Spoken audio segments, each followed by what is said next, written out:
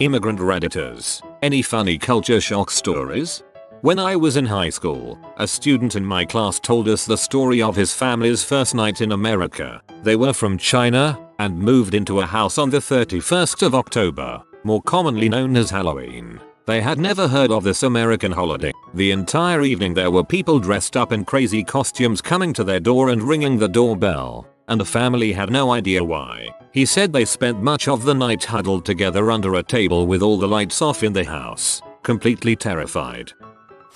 In Turkish, the word for birthday cake is pasta. When my husband was flying to the US for the first time, he saw pasta on the airline menu and he was so excited at the thought of having birthday cake on the flight that he ordered it. He was sorely disappointed.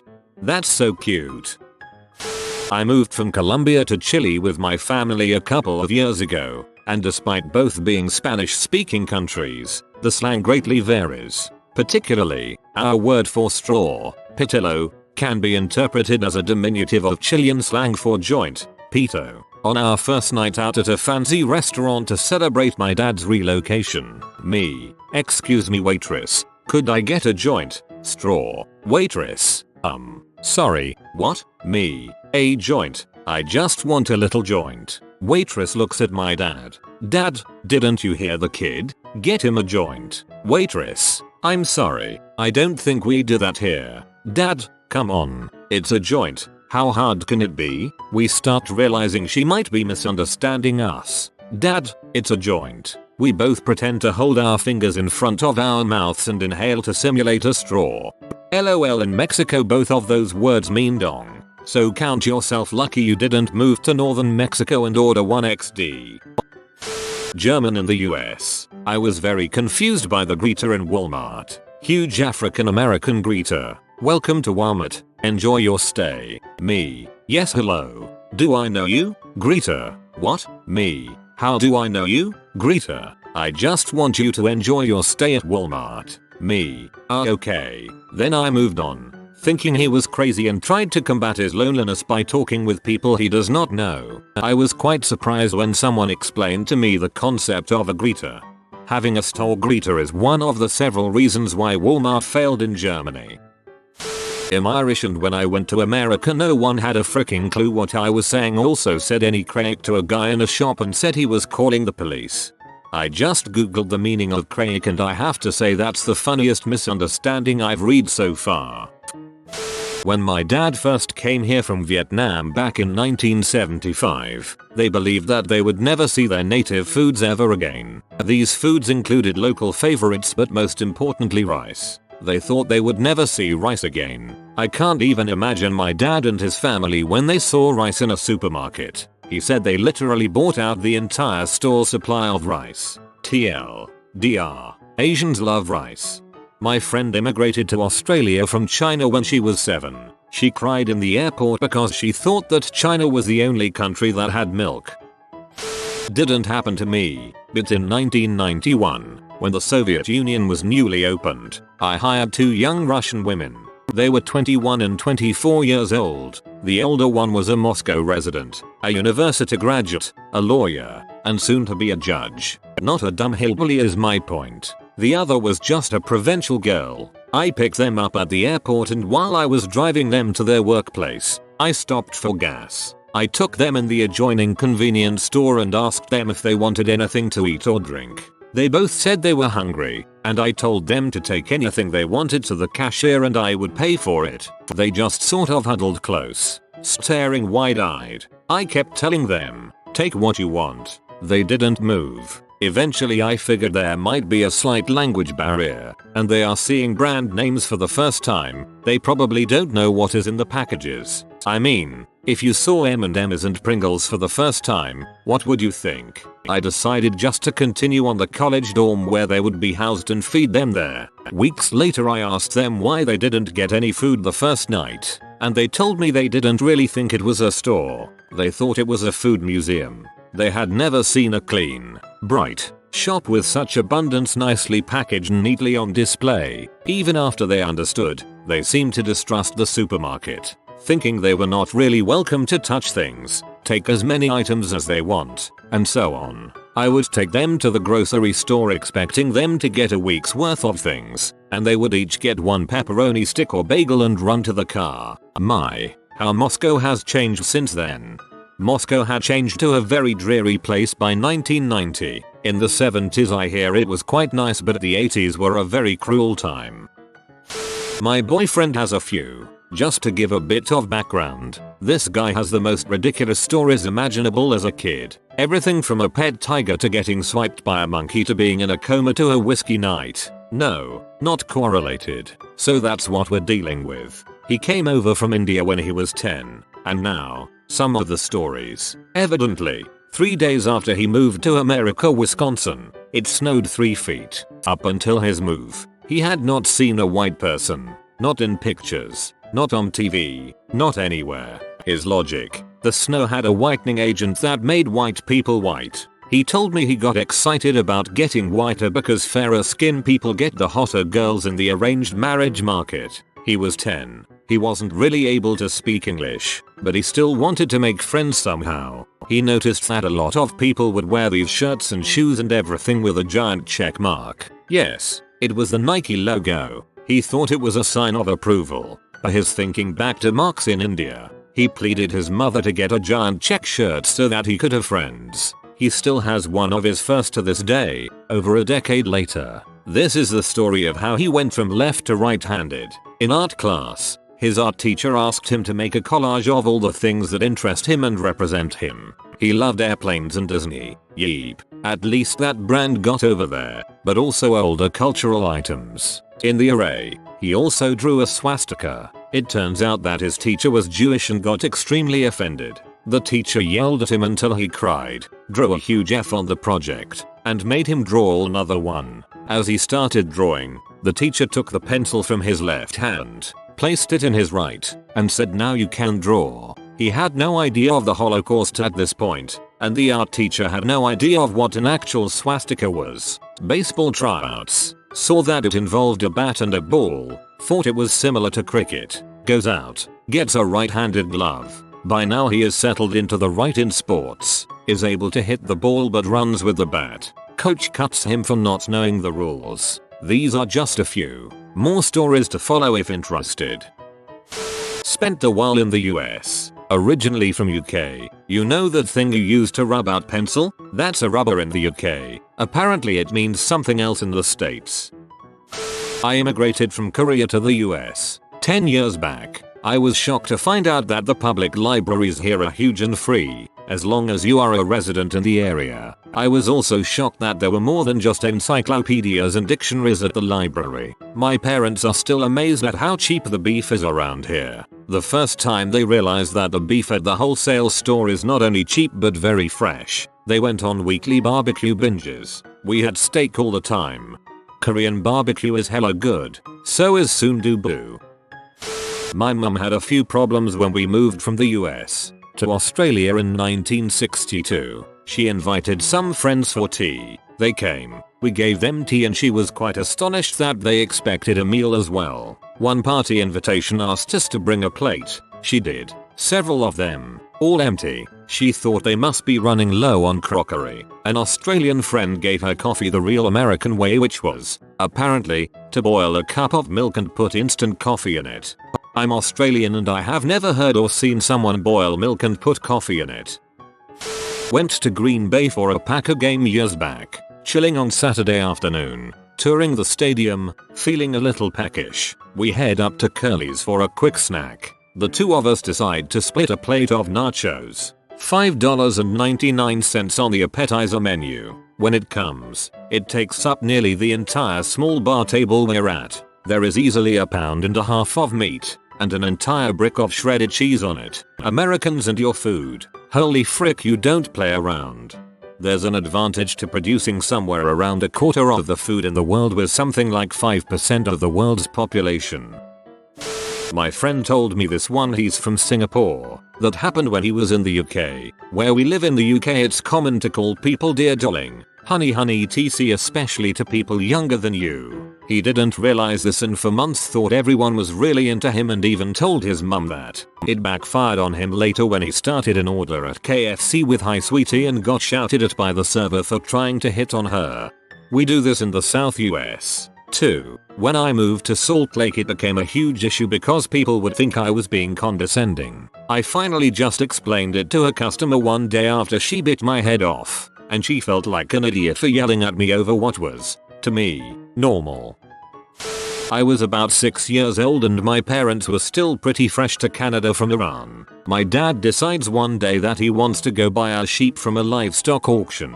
When we get there he finds a butcher shop and I go in with him. His English wasn't the best but he looks at the butcher and says, "I want sheep to kill." The shop went silent and the butcher just stared at my dad until he added, "How much?" I don't remember what happened after that but we went home empty-handed and my dad has never been to an animal auction since. In college, a girl told us of a foreign student from Morocco who was rooming with them in college. They were in a traffic jam because people were slowing down, looking at an accident. Anyway, things crept to a standstill and the Moroccan girl stepped out and raised her middle finger in the air. Naturally, there was a lot of car honks and creative language thrown her way. The girl jumped back in the car, horrified and a bit confused. She explained that in Morocco, when you raise your middle finger, it means for traffic to proceed, not in Merca. Doh. I think we all want rubberneckers to hurry the heck up, till I'm Moroccan. In Italian, a preservative is a condom. I went to the bread store and asked posso avere un pezzo di pane senza preservativi, which would mean can I have a piece of bread without preservatives, or so I thought. Got a lot of weird looks from the bread maker. I asked for a piece of bread without condoms. It's the same in Spanish. My Spanish teacher was talking about American obesity with her hostess and ended up saying that American food is full of condoms. My class had a good laugh about that one. Not an immigrant, but I was a volunteer for a group that helped foreign students get a feel for what American college life was really like. I was spending a lot of time with some students from China and I taught them how to play ultimate frisbee. We decided on a decent halftime and went into the building to get some water. I went to the water fountain, pushed the bar, leaned over and drank some water. The Chinese students just stared at me because it was something they'd never seen before. The guy after me just walked up to the water fountain and leaned over, hoping for the water to come out. I indicated the bar that needed to be pushed and he laughed it off. But not having any water fountain seems like a significant culture difference to me. In China you usually can't drink the tap water without boiling it first. At the university at which I am currently studying there is a water boiler in each hall instead of a water fountain. Students come by and fill up their water bottles with tea leaves to make tea instead. At first it seemed weird but now I'm pretty used to drinking tea each day during class. Not me but a friend of mine was immigrating from Egypt to Canada. Now, this fellow's family knew almost nothing of Canada. He and his family assumed that Canada was down near the freezing mark all year round. So my friend's family depart Cairo for Toronto and as they approach the Great White North, my friend and his family are alarmed. The in-flight temperature monitor showed a temperature of 35°C, 95°F. They thought they were headed to the wrong country. His family had to ask the stewardess if they were going to the right country. As his family exited the plane into the hot, humid, smoggy and muggy Toronto air, they were dressed in full snowsuits. My friend Amir and his family were shocked at how Canada had temperatures in the mid-30s, mid-90s. I went to an international school in England, and every year we'd get a bunch of Asian kids turn up with Arctic coats they never wore. A friend of mine moved here from India with his small children and wife more than a decade ago. Sometime during his first February, colleagues had introduced the idea of Valentine's Day to him. It was basically explained that you display your love by buying flowers and or chocolates, maybe even some jewelry, and to some extent the bigger the better. As is often customary, these gifts can be sent directly to the significant other's workplace. Not wishing his wife to be left without, he had delivered to her office a giant round cemetery wreath, stand and all. He was not aware of its significance, he just thought it looked great. A nice looking display to be sure, but the cultural context made for many laughs. When my family moved to the US, I was freaking amazed by how huge the supermarkets are and how much variety of each thing there is, like 2 trillion types of cereal, and how many otherwise normal items unnecessarily are cheese or cinnamon flavored. We freaking love our cheese and cinnamon in the US. We also like our breakfast grains. Moved to France 3 years ago from America. I had no idea about the whole business thing, which is when you greet someone with kisses. For the first few weeks I was there, whenever my wife would introduce me to someone it was terribly awkward. I didn't realize you were supposed to touch cheeks, so you can imagine how stupid I must have seemed just putting my head next to theirs on the left and making a smooch sound, and then doing the same thing on the right. Mortifying. I still hate business as do many French people, I later learned. Pretty much custom in many European countries including where I live, Italy. This comes courtesy of my great-grandmother. When she was applying to get US citizenship they asked her who the first president was. Language barriers and such aside, she replied George Washington. I lived in Israel for a little while. Moron is a common girl's name. Met a hot chick and when she told me her name I laughed in her face. I'm good like that. Also Sharon is a boy's name there. To be fair, it's spelled Moran. Not sure if this makes things better or worse. I have a pretty funny culture shock story from when I moved overseas to live for 2.5 years. I am American and lived in a small village suburb with a Muslim family that spoke no English whatsoever. They had no prior experience with foreigners and I was going to be living with them for 3 months. The family was extremely nice but initially communication was a bit of a challenge. Eventually I started getting better with the language and could convey basic caveman sentences such as I go now school and me hungry please. Almost every night, my host mom tried to help me get better by quizzing me as best she could. The following is an approximate transcript one of these language review sessions from the perspective of my traditional conservative Muslim host mom. Do you like this? Her pointing to an apple. I like apples. Do you like that? Her pointing to a fig. I like pea a lot. What? No. Don't say that. What? P. R-I-N-O-O-O-O. Say fig. Fig. Me. Fin-I-I-E. Fi-I-I-I-I. P. Just don't talk about that food. Later on that afternoon, I pass by my host mom on the phone with one of her friends. She is cracking up laughing, stops me and gives me the phone. Say what you said earlier. B? I give the phone back to her as she is almost crying laughing and wander to my room confused as heck. It wasn't till the next day's language class that I found out that fig and the slang word for TR one letter off. TLDR. Unintentionally told my Muslim host mom I love the P.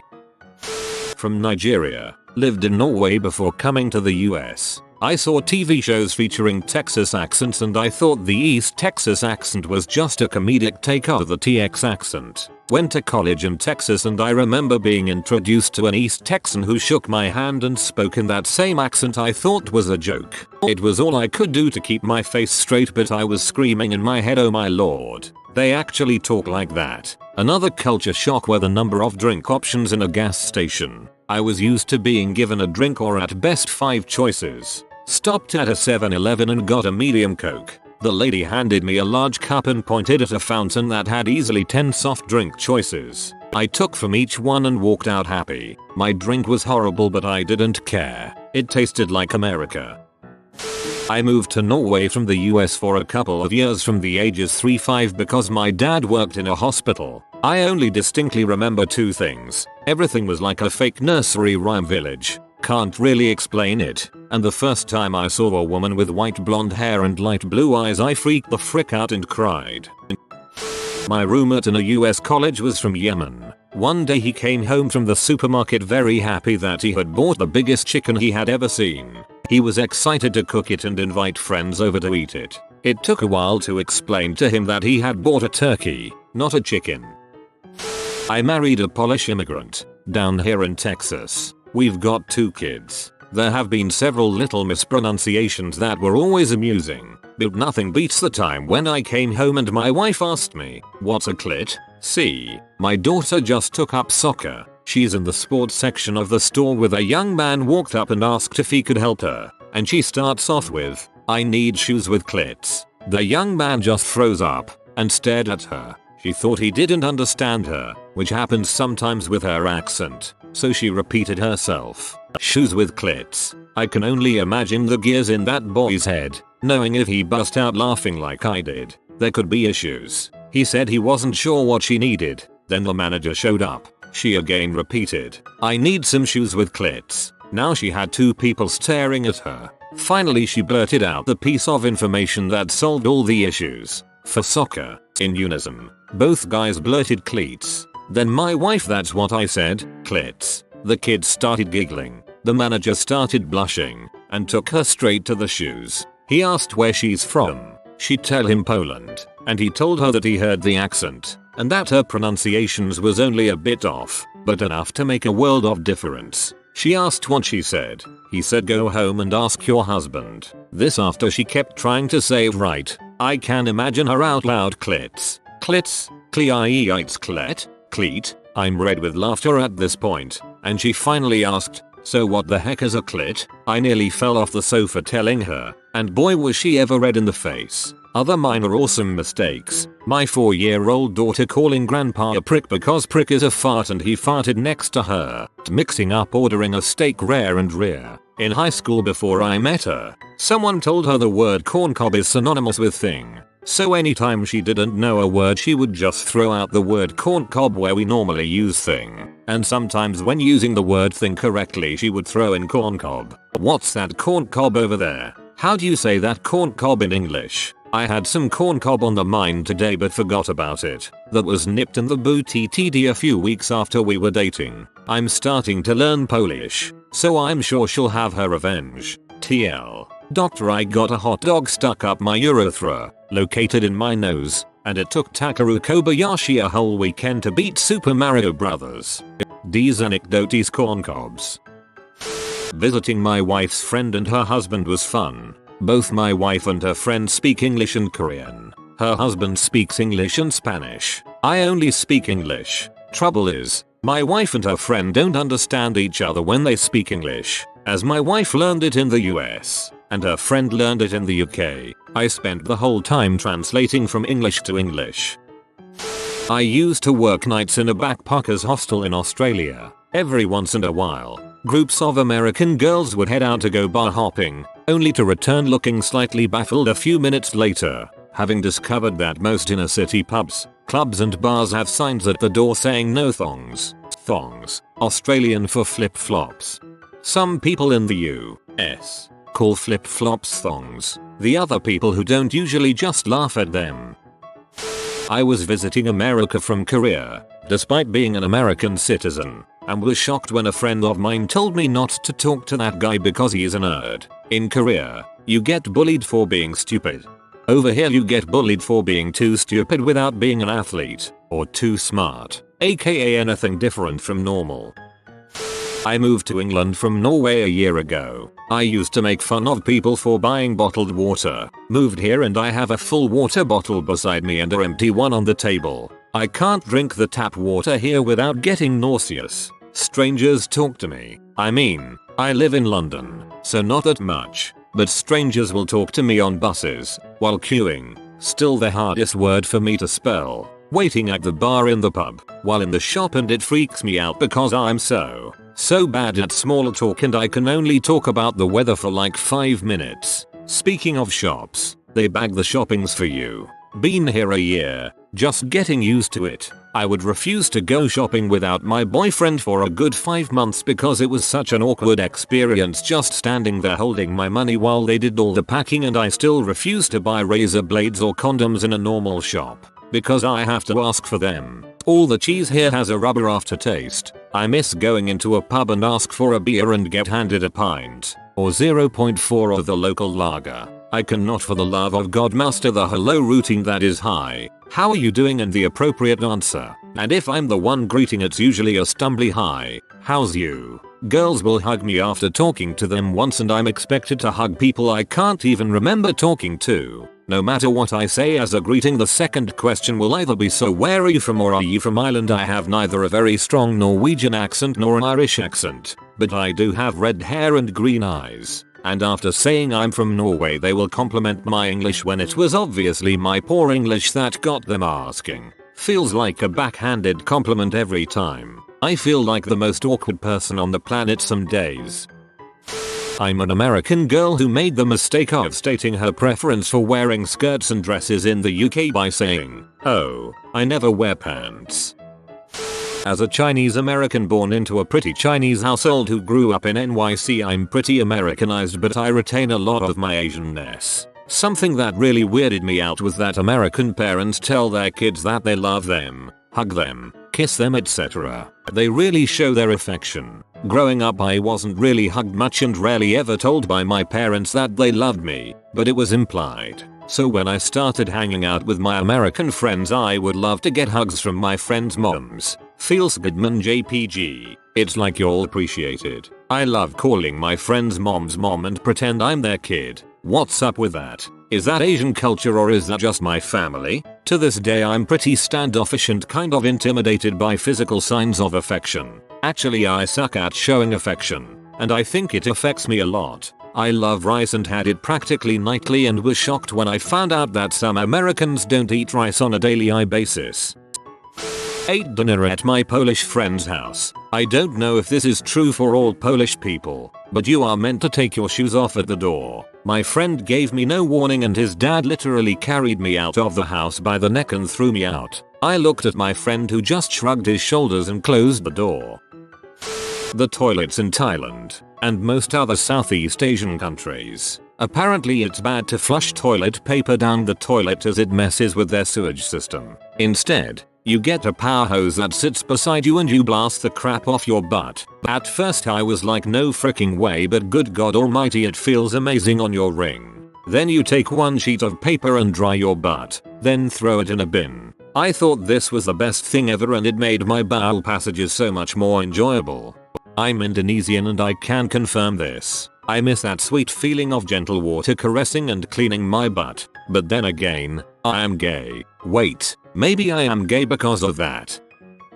My sister and I had just arrived in the UK for a holiday and we went into a discount store as she wanted to buy some cheap footwear. What Australians would call thongs but what Brits and most other English speakers would call flip-flops. The conversation went something like this. Sis, excuse me, do you have any thongs? Staff member, any what? Sis, thongs. Staff member, shocked look. Sis, you know, rubber thongs. Staff member, what? Sis, because nobody was getting it, pointed to staff member's feet. You know, the ones you wear on your feet. Staff member, look of horror. I'm from Italy and I started drinking with my family at the age of 14. A glass of wine on Sundays and the occasional beer with friends on the weekend nights. When I moved to the US to enter a military academy, my dad told me that in America you cannot drink until you are 21 years old. I was shocked when I saw they sold root beer in vending machines. I was like, what the heck was my dad talking about? Even we in Italy don't have alcohol in vending machines. This is awesome. It was very disappointing when I realized it was just soda. My grandfather is French-Swiss, and he fought in World War II. After that, he received a commission in the Swiss army and went to a German part of the country to work. The thing is that at the time he only knew Italian and French, and he was having a hard time learning German. On his first day in that area, he went to a cafe and sat down and started to listen for someone who might speak French who worked there, but to no avail. The waitress came up to take his order, and by chance at the next table he heard a man order something, so he just repeated what he heard that man say to the waitress. She came back with a small coffee and a croissant. My grandpa ate that same thing for breakfast every day for months until he became confident enough in his German to try to order something else. This story made me smile and I thought you should know that. I have a pretty cute story. My mother came to the US, specifically Texas, in '87. I was 3 years old at the time. I don't remember this happening, but it's a story my mom tells from time to time. My father had already been here for a year at a time. He was working on his PhD, so he was able to greet us when we arrived at the airport. My father took my mother's bags, walked with us all the way out to the sidewalk and told us to wait for a while so he could bring the car around. Now, say what you want about Texas, but you can't deny the fact that people generally tend to be really friendly. So, while my mother was waiting, a lot of people passing by looked at her, smiled, said hi, etc. Eventually my father came around. We got in the car and my mother said to my father, "I think the people mistook me for a famous actress. Everyone is saying hi and smiling at me." My father just let her know that this was the way people were in this part of the country. Also, before coming over, my mother was worried that she wouldn't be able to find any milk for me in the US. She thought that a country so advanced must have done away with cows and milk. If you are new to the channel, you can subscribe. I publish new videos every day. Until then, check another video.